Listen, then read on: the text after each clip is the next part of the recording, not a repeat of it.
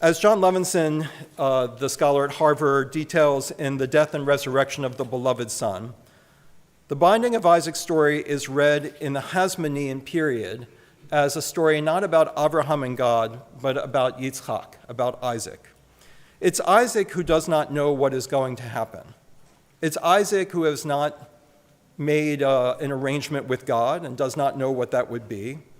What Isaac suspects is that deals have been made, and he does not know what his father's true motive or intention is, and yet he allows himself to be bound and go forth to his unknown fate. And this is the life of anyone who puts on a uniform. What does it mean to take orders, go where you're told to go, be equipped with whatever they happen to equip you with? Where's the stuff for the burnt offering? What does it mean not having a say in how many soldiers you have and what orders will come and how the strategy will be executed? The soldier's mindset, the oath they have taken, the honor they accrue is in this acceptance, as Isaac accepted. When one says, "How does it feel that you were used in an unjust war?" Or how do you reconcile that you were sent into danger and lost friends and physical and your own mental health because you were a pawn in a larger game? That shows how little we outsiders understand of the honor of someone who wears the uniform. They have the honor of Yitzchak. How does it feel that you were part of a larger game does not take away in any way or is relevant to their channeling of God's strength in Gevurah, of doing one's duty, of keeping an oath even at personal expense. It is not about anything larger that justifies or doesn't justify. It's about your word and your commitment to those who are immediately with you, your comrades. Isaac committed to his father and committed to following the test through. And that's what we mean by thanking people for their service. We are thanking people for committing themselves to that, for having that honor, for committing to bearing whatever they are asked to bear without their being in control, except to their obligations and connections to their brothers and sisters. I'll say something regarding Veterans Day coming up this Tuesday. It seems appropriate between those who serve the community and the prayer for our country. I'm going to share a few words that were written 20 years ago by a member of this congregation, a veteran, and these are words that he delivered on Veterans Day. They're from my father, Rabbi Ivan Caine, a member of this congregation who is davening with us by streaming.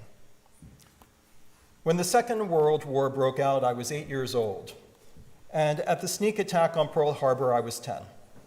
As in many American homes, we had a wall map devoted to the battle lines. The tiny flags on pins were moved each day as we all, adults and children, listened for news on the radio and adjusted the lines of the Allied and Axis powers. Every home was tuned into the war, not by sound waves alone, but by flesh and blood. Who volunteered and who was drafted, who was stateside and who was overseas. Sounds like Yonatan Tokef.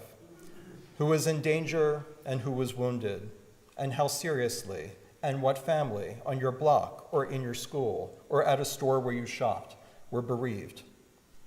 50 years ago, I was in the middle of my seminary training at Jewish Theological Seminary. At the same time, my friend and mechanic was a Marine in an isolated position near the border that separated North Korea from the Republic of Korea, and I can't help but feel he should be speaking today instead of me.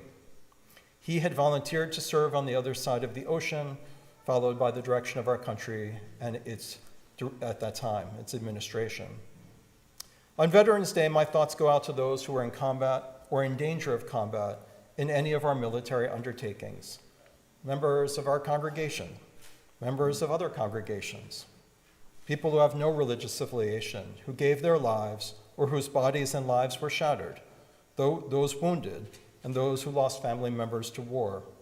All those men and women who gave so much in our determination to defend democracy. They deserve our thoughts, our prayers, and the patience it takes to listen to every story over and over again. While I do not deserve to represent them, I do express my appreciation for their bravery and sadness for their sacrifice. The Bible thinks of elders as wise from their experience and from what they learned from others. I do not claim wisdom, but like many who gather on Veterans Days like I do, I have lived through these wars. The generation of my parents were tested in the war to end all wars. We call that World War I now. The generation of my brothers fought in the war we again thought would end all wars. We celebrated the defeat of the dictators, Hitler, Mussolini, and Hirohito. We often let our minds wander through the landscape of imagination. What would it have been like if the Axis powers had triumphed? Or he's thinking during the war, what would it be like if we lose? Would we be made slaves? Would we live in something like George Orwell's 1984? How could we have got free once enslaved and tormented?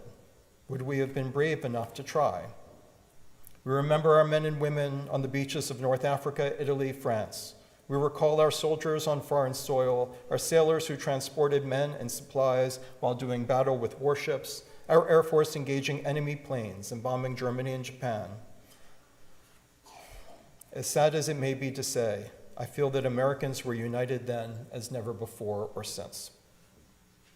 Our bleeding body, Corpus America, had barely ceased its hemorrhage when our boys were then sent across the Pacific yet again to help the Republic of Korea defend itself against North Korea and its gigantic ally. Not much later on the same continent, the Vietnam War, then the Persian Gulf, the Iraq War, and then the Afghanistan War. With the galloping advance in technology, we watch the war live sometimes, and it gives us strange feelings and great sadness. In June of 1957, I was given the title rabbi. Less than a month later, I was at Fort George Meade giving character guidance lectures to hundreds of soldiers. My father told me recently, last time I visited him over dinner, that he felt guilty giving those lectures because he felt he wasn't worthy to give character lessons to soldiers, and tending to the spiritual needs of the relatively few Jewish personnel scattered throughout the base. The second year of my service, I was in the Republic of Korea with the 15th Medical Battalion of the 1st Cavalry Division. Later, I would watch our children watch MASH over the TV, and I would ask myself whether our 3 sons related the young chaplain on that television program to their father, which I did. When I left Fort Meade, an easy drive from my family in Philadelphia, I thought it was terrible to be assigned to Korea. But after a few weeks in Korea, I wrote to my mentor at the University of Pennsylvania that I realized that it was a privilege. I was the only Jewish officer in our unit, and it was freezing cold weather. The Koreans were separated from me not only by language and culture, but by Army security regulations, and there was a fence around that prevented intermingling. And it was yet one of the most important years of my life. The Army provided any support I requested. 5 days a week I was on the road with no limit on the supply of my fuel, going around in my Jeep with my driver. On the Shabbat, I led services in Seoul. The government supplied us with abbreviated Bibles and prayer books. Some of you know those military prayer books, and many of us still use them and have them. I traveled through my division by Jeep and alternated with the other Jewish chaplain, with visits to bases by train and plane.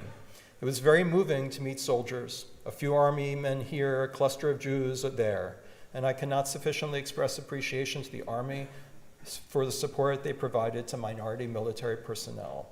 And these episodes, a few just stand out in my memory. I'll share one or two. I remember when we received a call at the battalion from somewhere in the South at the highest possible security concentration, under strict guard night and day. A young Jewish soldier assigned to stand guard told his commanding officer that the stress was too much for him and that he would take his own life unless he got to see a rabbi within 48 hours. They flew me by Jeep, light plane, and helicopter. I was blindfolded by security. I passed through an ammunition depot. It was only 2 hours later that I was sitting in front of the lad, and my blindfold was removed. We talked. He thanked me and returned to duty. I left blindfolded again to retrace my trip. My favorite ministry was in the North. Again, blindfolded. I went to places.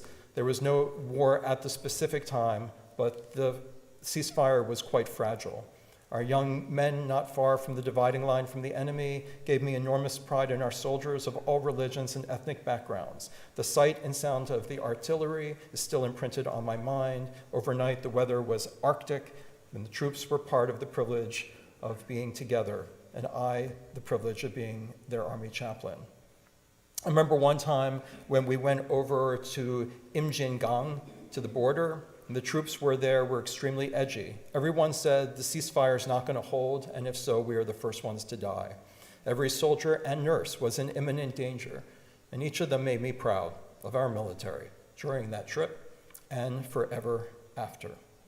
I once got to visit Panmunjom, where they were still doing the ceasefire talks between North and South.